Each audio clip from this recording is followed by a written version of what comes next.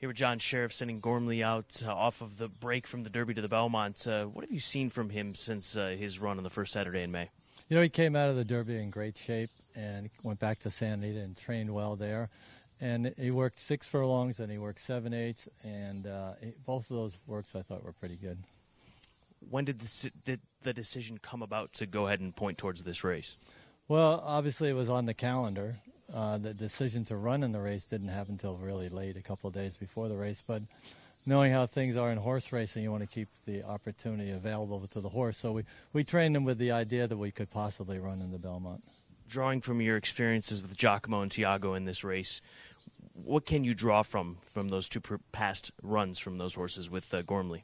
Well, I think that if the horse is able to go the distance, then I think they do well. I think both those horses ran reasonably well in the race. And one of the things from chipping around I think I've learned is that if a horse likes the track, that's a big difference. And that's one of the things I asked the rider this morning, Sammy Jimenez, how did he act on the track? Did he, not looking around, not being nervous about stuff or seeing things for the first time, but actually how did he feel? How did he get over the track?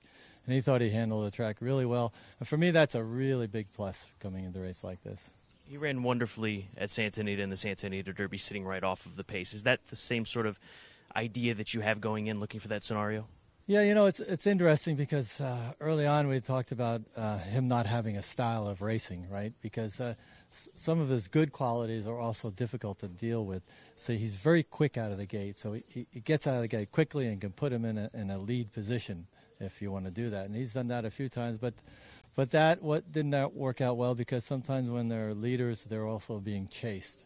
And he didn't like being chased. So I think that if we can get him he'll break well and then get a nice position and drop the bit. Obviously, you can't go 1.5 miles if you're pulling on the bit, so he's got to drop the bit and get in that rhythm and do that glide down the backside.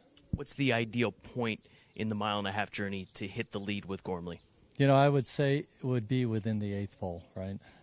Other times when he's gotten to the lead, he kind of pricks his ears and starts looking around. So you want to keep the horse in the race as long as possible. And sometimes when they get to the lead and not a horse that just keeps opening up, then of course they start looking around.